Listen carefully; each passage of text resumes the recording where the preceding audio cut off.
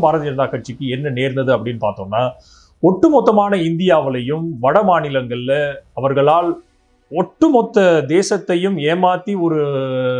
ஒரு குவியலை வாக்கு குவியலை உண்டு பண்ண முடியுது அப்படின்னு பார்த்தீங்கன்னா, அது அவர்களால் ஜாதியை வைத்து மதத்தை வைத்து ஒரு விதமான கலவரத்தை தூண்டி அந்த இடத்திலேயே அவர்கள் ஜாதி வாரியாக உயர்ந்தவர்கள் தாழ்ந்தவர்கள், மத ரீதியாக உயர்ந்தவர் யாரு தாழ்ந்தவர் யாருங்கிற ஒரு போர்வையில மட்டும் அந்த இடத்த ஒட்டுமொத்தமாக கொதிநிலையிலே வச்சு அந்த டென்ஷன்லயே ஓட்டை வாங்குறதுங்கிறது பாரதிய ஜனதா கட்சிக்கு இது புதுசு கிடையாது. அதே மாதிரி இது ஒட்டுமொத்தமாக வட மாநிலங்கள்ல அவர்கள் தொடர்ச்சியாக ஒவ்வொரு மாநிலம் விட்டு மாநிலம் வெற்றி பெறுறதுக்குரிய மிக முக்கியமான காரணி. அதை ஆர்எஸ்எஸும் பாரதிய ஜனதா கட்சியும் தெள்ளத் தெளிவாக தமிழ்நாட்டில் முனைப்புடன் ஒவ்வொரு இடத்துலையும் எங்க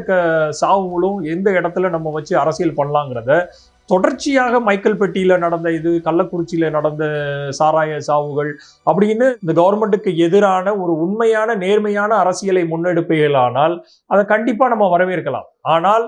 இதை வைத்து ஒரு பிளவுவாத அரசியலையும் ஒரு கொதிநிலையையும் மக்களுக்கு மத்தியில ஒரு துவேஷமான ஒரு விடயங்களையும் வைத்து ஒட்டுமொத்தமாக இந்த மதங்களை வைத்து பிரித்து இனங்களை வைத்து பிரித்து ஒரு மக்களை ஒன்னோடு ஒன்னா இருக்கிறான். இன்னைக்கு மதுரையில கள்ளழகர் ஆத்துல இறங்கும் போது அத்தனை பேரும் எல்லா மதம் இனம் ஜாதி கடந்து அத்தனை பேரும் ஒன்னா அந்த பண்டிகையை கொண்டாடும் போது தமிழகத்துல இவர்களுக்கு எப்பவுமே ஒரு ஜீரோ நோ என்ட்ரிங்கிற ஒரு போர்டு இருக்கிறத தெள்ளத் தெளிவாக உணர்ந்து கொண்ட பாரதிய ஜனதா கட்சி எப்படியாச்சும் இந்த